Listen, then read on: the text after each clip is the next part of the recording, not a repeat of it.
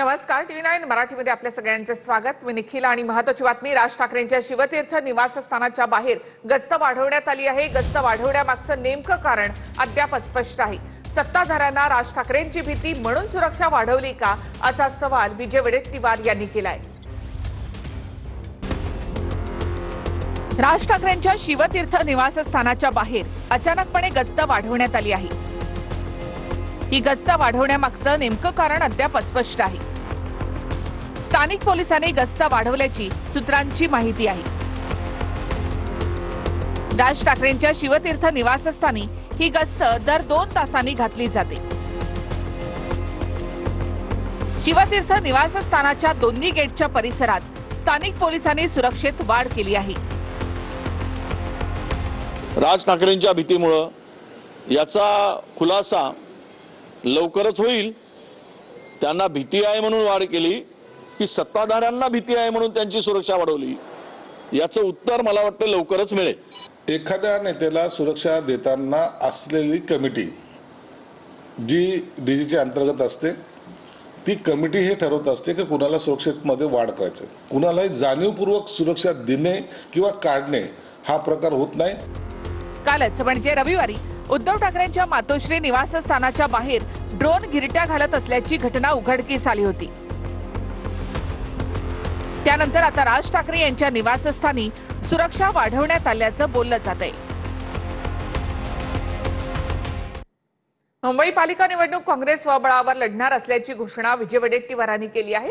तर मुंबईमध्ये कुणासोबत युती झालेली नाही, युती संदर्भातला निर्णय राज ठाकरे घेणार असं संदीप देशपांडे यांनी स्पष्ट केलंय। मुंबई असो की नाशिक, त्यामध्ये काँग्रेस मनसेसोबत निवडणूक लढायला तयार नसल्याचं चित्र आता स्पष्ट झालंय। मुंबईत काँग्रेसनं स्वबळावर लढण्याची घोषणा केली आहे, तर मुंबईत ठाकरे बंधू एकत्र लढणार असल्याचं स्पष्ट झाल्यावर काँग्रेसनं स्वबळाचा नारा दिलाय। ना, आमच्या स्थानिक नेत्यांनी मुंबई महानगरपालिका स्वबळावर लढण्याचा निर्णय घेतलेला आहे।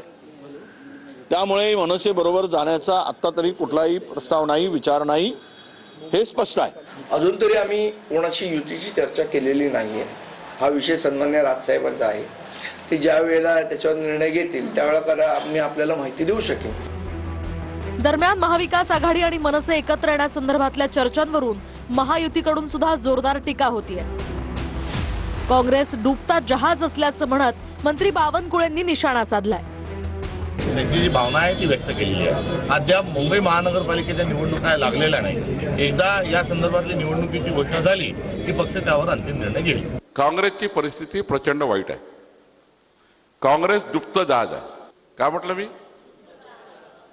काँग्रेसमध्ये जो बसला तो डुबत्या जहाजात बसला। मुंबईमध्ये लढताना आम्ही कसे लढणार आहोत या संबंधाने मला असं वाटतं प्रदेशाध्यक्ष अधिकृतपणे भूमिका मांडतील, त्यावेळी आमच्याही पक्षाचे वरिष्ठ नेते अधिकृतपणे भूमिका मांडतील। स्वबळावर लढो, नाहीतर या ठिकाणी तिन्ही लोक एकत्र लढो मनसे सहित। महायुतीवर काडीचा परिणाम होणार नाही। भाजप सहित महायुती आम्ही ताकदीनं लढू आणि जिंकू। दुसरीकडे नाशकात काँग्रेस पदाधिकारी महाविकास आघाडी आणि मनसेनं एकत्र लढण्याच्या तयारीत आहेत, अशी घोषणाही केली आहे। महाराष्ट्रामध्ये येत्या स्थानिक स्वराज्य संस्थांच्या निवडणुकामध्ये तथाकथित महायुतीचा पराभव करण्याचा निर्धार महाविकास आघाडी, मनसे, कम्युनिस्ट पक्ष आणि इतर जेवढ्या शक्ती, व्यक्ती, संस्था, संघटना ह्या सगळ्यांना एकत्र घेऊन आम्ही हा निर्धार केलेला आहे। आम्ही जनतेच्या बाजूने उभे राहणार आहोत। राज्य पातळीवर नेत्यांनी मात्र वेगळाच सूर लावलाय। नाशकात महाविकास आघाडी मनसेच्या बैठकीत जाणाऱ्यांना काँग्रेसनं नोटीस पाठवून खुलासा मागितलाय। या संदर्भामध्ये कुठलीही चर्चा नाही। त्या सदर बैठकीला काँग्रेसचा प्रतिनिधी कोणी गेला असं जे म्हटलं जातं ते साफ चूक आहे। पक्षाचा जो काही प्रतिनिधी गेलेला आहे त्यांना आम्ही नोटीस दिलेली असून त्या संदर्भात त्यांचा खुलासा मागितलेला आहे। सदर बैठकीचा आणि काँग्रेसचा कोणताही संबंध नाही। या संदर्भामध्ये कुठलीही चर्चा नाही। त्या सदर बैठकीला काँग्रेसचा प्रतिनिधी कोणी गेला असं जे म्हटलं जातं ते साफ चूक आहे। पक्षाचा जो काही प्रतिनिधी गेलेला आहे त्यांना आम्ही नोटीस दिलेली असून त्या संदर्भात त्यांचा खुलासा मागितलेला आहे। सदर बैठकीचा आणि काँग्रेसचा कोणताही संबंध नाही। दरम्यान मनसेला सोबत घेण्यावरून काँग्रेसनं टोकाची भूमिका घेऊ नये असं वक्तव्य शरद पवारांनी केलं होतं। मला असं वाटतं एकत्र बसून पर्याय देऊ शकत असेल तर त्याची चौकशी भूमिका केली घेऊ. काँग्रेसने सुद्धा विचार करावा, पण हे आता सांगू शकत नाही. उद्या आमची बैठक आहे ना, उद्याच आमची बैठक, त्या बैठकीत साधारणतः सगळ्यांसोबत निर्णय होईल. बातमी येथे पार्थ पवारांच्या पुण्यातील जमीन गैरव्यवहार प्रकरणासंदर्भात खारगेंच्या अध्यक्षतेखाली समिती पुण्यामध्ये येण्याची शक्यता आहे. कंपनीचं भाग भांडवल 1 लाख असताना 42 कोटी कोण भरणार? शीतल तेजवानी फरार आहे, मग व्यवहार रद्द कसा होणार हा प्रश्न आहे.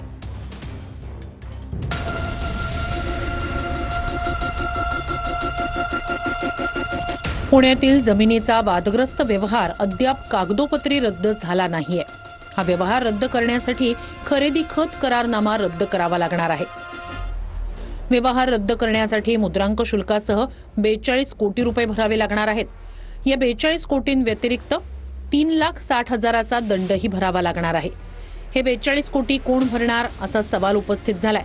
व्यवहार रद्द करण्यासाठी कुलमुखत्यारधारक शीतल तेजवानी आणि अमेडिया कंपनीचे दिग्विजय पाटील या दोघांनाही हजर राहावं लागणार आहे. तेजवानी फरार आहे, त्यामुळे करार रद्द कसा होणार हा प्रश्न आहे. या प्रकरणात चौकशीसाठी नेमलेली खारगे समिती पुण्यात येण्याची शक्यता आहे. चौकशी झाली तरी 42 कोटी कोण भरणार? तेजवानीचं काय होणार हे प्रश्न अनुत्तरित आहेत. दरम्यान पार्थ पवार यांच्यावर गुन्हा दाखल करण्याची मागणी अंजली दमानिया यांनी केली आहे. तर अजित पवारांना मुलाचा व्यवहार माहिती नाही, मग मुलगा वाया गेलाय का असा सवाल हर्षवर्धन सपकाळ यांनी केलाय. जसं सिंचन घोटाळ्यात ते सुटले, महाराष्ट्र स्टेट बँकचा जो महाराष्ट्र कोऑपरेटिव्ह बँकचा जो घोटाळा केले त्यातनं सुटले, जनादेश्वरच्या एन्करेजमधनं सुटले, यावेळेस त्यांना मी सुटू देणार नाही एवढं मात्र 100%. पार्थ पवारांवर आजच्या आज गुन्हा दाखल करा अशी मागणी करणार आहे. अहो, भाजी घ्यायला गेला पोरगा, तो अर्धा किलो आणू का 1 किलो आणू, बाजारातून फोन करतो घरी. आता हे 50,000 एकर जमीन घ्यायला गेले आणि जर वडिलांना विचारत नसतील तर हा मुलगा वाया गेला आहे की काय अशी शंका या निमित्ताने त्यांना उपस्थित करायची आहे का, हा एक प्रश्न निर्माण होतो. तेवढे मोठे 200 कोटी 300 कोटी 500 कोटी हे सगळे व्यवहार एका दिवसात एका महिन्यात कसे का होतात? याच्यामध्ये कडक कारवाई झाली, पण कायदेशीर कारवाई गुन्हे दाखल होऊन ते माझ्या माहितीप्रमाणे 1-2 जेलला गेल्याशिवाय ते विषय शांत होणार नाही. अजितदादांना आमची विनंती आहे की किमान जे दोषी आहेत जरा कायद्यामध्ये सरकार तुमचा तरतूद करा आणि यांना फाशीवर चढवण्यासाठी चौक प्रत्येक शहरामध्ये तयार करा आणि त्यांना लटकवा. अजित पवार यांच्या राष्ट्रवादीच्या नेत्या रुपाली पाटलांना प्रवक्तेपदावरून हटवण्यात आले. रुपाली चाकणकर यांच्या विरोधातील वाद रुपाली ठुमरे पाटील यांना भोवल्याची चर्चा आहे. तर अमोल मिटकरी यांचा देखील प्रवक्तेपदावरून पत्ता कट झालाय. सूरज चव्हाण यांचं पुनर्वसन झालं असून त्यांच्यावर पुन्हा एकदा प्रवक्तेपदाची जबाबदारी देण्यात आली आहे. राष्ट्रवादी काँग्रेसच्या नव्या प्रवक्त्यांच्या यादीतून रुपाली पाटील, अमोल मिटकरी आणि वैशाली नागवडेंची नावं गायब आहेत. महिला आयोगाच्या अध्यक्षा रुपाली चाकणकरांविरोधात आवाज उठवणाऱ्या रुपाली पाटलांना राष्ट्रवादीनं प्रवक्तेपदावरून हटवलंय. रुपाली पाटलांना चाकणकरांविरोधातला हा वाद भोवल्याच्या चर्चा आता राजकीय वर्तुळात रंगल्यात. गेले काही दिवस राष्ट्रवादीच्या 2 रुपालींमधला हा वाद टोकाला पोहोचला होता. या वादानंतर अजित पवारांनी बैठक बोलावून रुपाली पाटील आणि रुपाली चाकणकर तसंच माधवी खंडाळकर यांच्याबरोबर स्वतंत्र बैठका घेऊन चर्चा केली. मात्र बैठकीनंतर सुद्धा रुपाली पाटील चाकणकरांच्या राजीनाम्यावर ठाम होत्या. राष्ट्रवादीत रुपाली पाटलांना 7 दिवसात या प्रकरणात खुलासाही मागितला होता. खुलासा येण्याआधीच रुपाली पाटलांना प्रवक्तेपदावरून हटवण्यात आलंय. दरम्यान प्रवक्तेपदावरून नावं काढली तरी सुद्धा पक्षाचं काम जोमानं करणार असल्याची पोस्ट रुपाली ठुमरे पाटलांनी केली आहे. पुण्याच्या बाहेर प्रवासात असल्यानं संपर्क होऊ शकला नाही. पक्षानं नव्यानं प्रवक्त्यांची नेमणूक केली आहे. त्यात माझ्यासह अमोल मिटकरी, वैशाली नागवडे यांचीही नावं नाहीयेत. निवडणुकांना सामोरं जाण्यास आम्ही सज्ज आहोत. पक्षाचं काम जोमानं करणार. या यादीबद्दल अजितदादांशी भेटून सविस्तर माहिती घेऊन बोलेन असंही रुपाली पाटील म्हणाल्या. तर दुसरीकडे नगरच्या वैशाली नागवडे यांना सुद्धा प्रवक्तेपदावरून काढण्यात आलंय.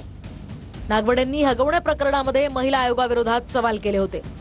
तर मारहाण करणाऱ्या सूरज चव्हाणांचं प्रवक्तेपदी पुनर्वसन करण्यात आलंय. यासह अमोल मिटकरींचाही पत्ता कट करण्यात आलाय.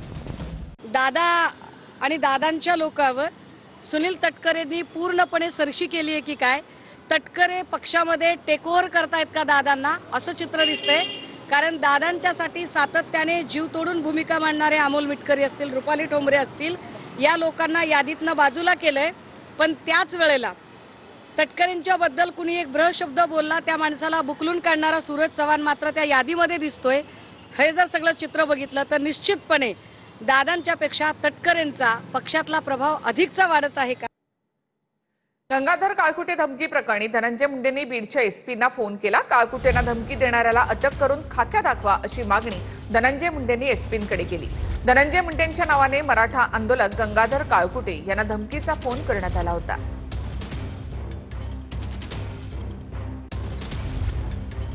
बातमी. मंत्री मुरलीधर मोहोळ यांच्या जनसंपर्क कार्यालयावर आंबेडकरी जनतेनं आंदोलन सुरू केलं आहे. डॉक्टर बाबासाहेब आंबेडकर सांस्कृतिक भवन विस्तारीकरणाची मागणी करण्यात आली आहे. आंबेडकरी अनुयायांकडून मोहोळ यांच्या विरोधात जोरदार घोषणाबाजी केली जाते.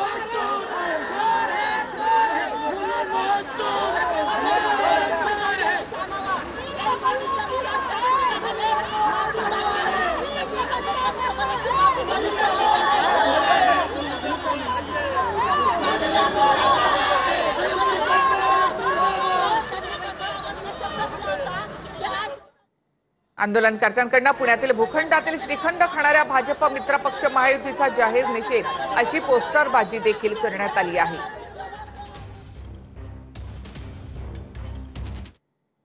महिला डॉक्टर आत्महत्या प्रकरणामध्ये युवक काँग्रेसनं मुंबईमध्ये आंदोलन केलं. वर्षा निवासस्थान परिसरामध्ये काँग्रेसने आंदोलन केलं. यावेळी पोलिसांनी काहींना ताब्यात देखील घेतलं. महिला डॉक्टरला न्याय मिळायला हवा असं काँग्रेसनं म्हटलेलं आहे. आंदोलकांकडून फडणवीसांच्या वर्षा बंगल्याला घेराव घालण्याचा इशारा देण्यात आला होता. त्यानंतर वर्षाकडे जाणाऱ्या रस्त्यावरच पोलिसांनी काँग्रेसच्या कार्यकर्त्यांना ताब्यात घेतलं. महिला डॉक्टर आत्महत्या प्रकरणी काँग्रेसचं आंदोलन म्हणजे नौटंकी करण्याचा प्रयत्न आहे. खरं तर या प्रकरणामध्ये एसआयटीची स्थापना झाली, दोषींवर कारवाई देखील होते. असं असताना फक्त राजकीय भांडवल करायचं आणि आपलं राजकीय अस्तित्व दाखवण्यासाठी काँग्रेसकडनं अशा पद्धतीनं आंदोलन करण्याचा, नौटंकी करण्याचा प्रयत्न सुरू आहे. परंतु महाराष्ट्रातील जनता आणि मुंबईतील जनतेला वास्तव माहिती आहे. त्यामुळे काँग्रेसनं अशी कितीही नौटंकी केली तरी त्याचा काहीच उपयोग होणार नाही. आपण पाहूया. बच्चू कडूंनी विखेंची गाडी फोडणाऱ्याला 1 लाखाचं बक्षीस जाहीर केल्यानंतर खळबळ माजली. यानंतर विखेंच्या समर्थकांनी बच्चू कडूंची गाडी फोडणाऱ्याला 3 लाखाचं बक्षीस जाहीर केलंय. दरम्यान आपल्या नेत्याबद्दल कोणी काही बोललं तर अशी प्रतिक्रिया येणं साहजिकच असल्याचं विखेंनी म्हटलंय. मात्र कोणत्याही कार्यकर्त्यांनी काही करू नये असं आवाहन विखेंनी केलंय. मला काही वागं वाटत नाही. माझे आपल्या आमच्या कार्यकर्त्यांना माझं आव्हान आहे की त्यात काही भांडीत पडू नका. आपलं आव्हान प्रत्याव्हान करायची नाही आपल्याला. शेवटी आयुष्य संपलेलं आहे. आता एक राजकीय भूमिका असते, प्रतिक्रिया देतात, त्याच्यावर आपण लगेच प्रतिक्रिया द्यायची नसते. कार्यकर्त्यांचा एक असतो मनामध्ये भावना की आपल्या गाडीवर विखे म्हणजे आमच्या मंत्री म्हणून गाडी हल्ला होणार आहे तर उत्तर द्यावं. खरं म्हणजे ते मला वाटतं हा विषय आता पडदा पडलेला आहे. ओरबाडणं म्हणजे काय हे त्यांना अधिक माहिती आहे अशा शब्दात सुनील तटकरेंनी महेंद्र दळवींवर निशाणा साधलाय. दरम्यान राष्ट्रवादीच्या नेत्यांनी महाराष्ट्र ओरबाडून खाल्ला अशी टीका महेंद्र दळवींनी केली होती.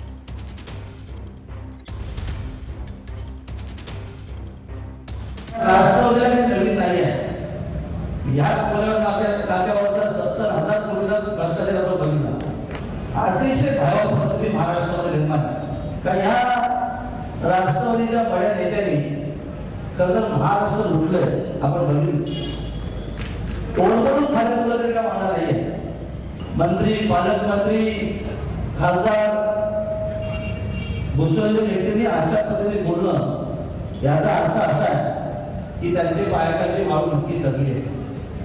त्यांनाही त्यांचा पूर्व इतिहास आठवत असेल, त्याच्यामुळे त्यांना ओरबडणं हा शब्द त्यांना माझ्यापेक्षा अधिक ज्ञात आहे. त्यापेक्षा अधिक काय बोलू शकत नाही. त्यांनी जे अनुभवलेलं आहे, महाडच्या जनतेने पाहिलेलं आहे अनेक वेळेला. त्यामुळे ओरबडणं हा शब्द कदाचित त्यांना माझ्यापेक्षा खूप जास्ती ज्ञान आहे. मी मागे सांगितलं की त्यांचं ज्ञान आघात आहे. एक छोटा माणूस आहे, बालिश आहे, त्याच्यामुळे मला कमी कळतं, त्यांना खूप कळतं. तर अजित पवार दोषी आढळल्यास राजीनामा देतील असं माणिकराव कोकाटे यांनी म्हटलं. जमीन व्यवहार प्रकरणामध्ये चौकशीमधून काही सिद्ध तर होऊ द्या असं कोकाटे यांनी म्हटलं. दोष नसताना कुणावरही शिंतोडे उडवाल का असा सवाल देखील त्यांनी केला. पण नुसते आरोप करणं बरोबर नाही. तुमच्यावरती आरोप झाला तर तुम्ही ते सिद्ध करायला पाहिजे ना, दोषारोप म्हणून. आम्ही जाहीरपणे सांगतो की जे काही चौकशी आहे चौकशी करा, चौकशीला आम्ही सामोरं जातो.